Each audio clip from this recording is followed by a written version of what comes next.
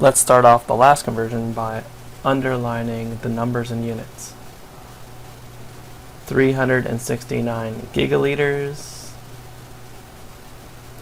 leads to how many picoliters?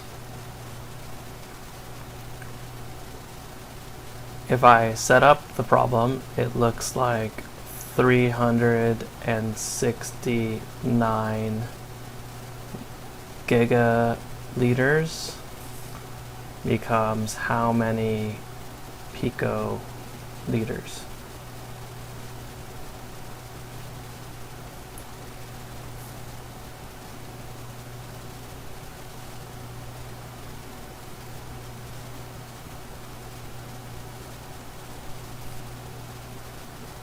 If I look at the metric table, and specifically the common ratio, which I'm going to use in this example, then I'm going from giga, which is the topmost, to the base unit, and then I'm going from the base unit to pico. So this will be a three-step process. If I were to write a diagram of it, it would look like gigaliters at the start goes to liters and eventually becomes picoliters.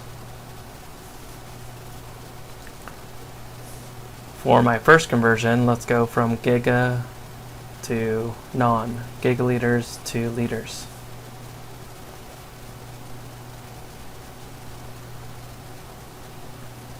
To do that, I have to put gigaliters on the bottom so that I can cross it out with liters on the top.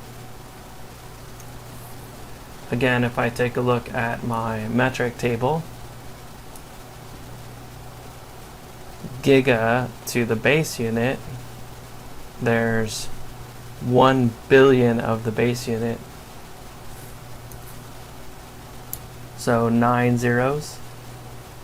That looks like 1, 1, 2, 3, 1, 2, 3, 1, 2, 3 liters to 1 gigaliter. I can then cross out the gigaliters because they cancel. And I can proceed to the next step, going from liters to picoliters. Therefore, liters goes on the bottom to cross out, and picoliters goes on the top, so they can match my answer. In the metric table, pico is at the bottom. So you have 12 zeros with a 1 in front of it, matched to 1 unit of the base. That means our liters is our base.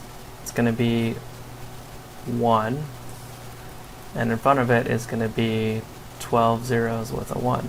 1, 2, 3.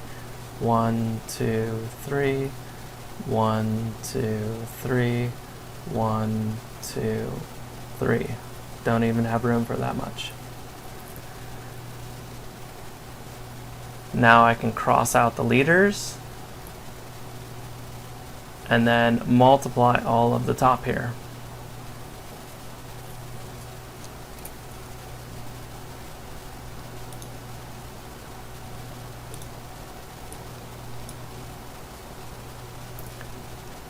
$369 times 1, 2, 3, 1, 2, 3, 1, 2, 3 equals times